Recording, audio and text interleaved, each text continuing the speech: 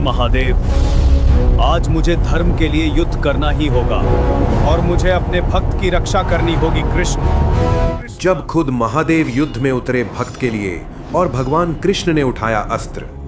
द्वापर युग में सोनितपुर के राजा बाणासुर भगवान शिव के परम भक्त थे। उनकी कठोर साधना से प्रसन्न होकर महादेव ने उन्हें सहस्त्र भुजाएं और अजेय होने का वरदान दिया और स्वयं उनके राज्य की रक्षा करने का वचन दिया।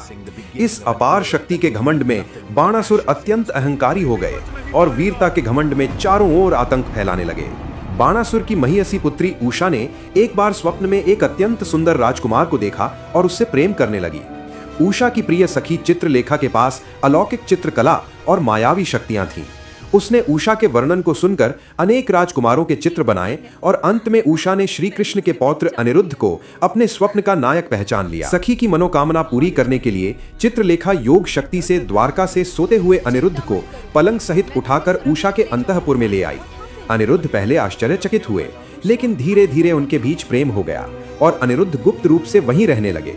बहुत दिनों बाद जब बाणासुर को इस बात का पता चला तो वो क्रोध से आग बबूला हो गए और अनिरुद्ध को बंदी बना लिया। ये समाचार द्वारका पहुंचा तो भगवान श्री कृष्ण, बलराम और विशाल यदुसेना ने बाणासुर के राज्य पर आक्रमण कर दिया। उधर भक्त की रक्षा के लिए महादेव अपने गणों सहित युद्ध के मैदान में उपस्थित हुए। शुरू हुआ एक प्रलयंकारी युद्ध जिसे हरिहर युद्ध कहा जाता है। एक ओर कृष्ण का सुदर्शन चक्र, दूसरी ओर शिव का पाशुपत अस्त्र। पूरा ब्रह्मांड थर थर कांपने लगा। जब युद्ध चलता रहा तो कृष्ण समझ गए कि शिव को पराजित करना असंभव है और शिव की उपस्थिति में बाणासुर का अहंकार नष्ट करना भी कठिन है। तब महादेव के संकेत पर कृष्ण ने जृंभण अस्त्र का प्रयोग किया, जिससे महादेव कुछ समय के लिए तंद्रा में चले गए। इस अवसर का लाभ उठाकर कृष्ण ने बाणासुर की सहस्त्र भुजाएं काटनी शुरू कर दी।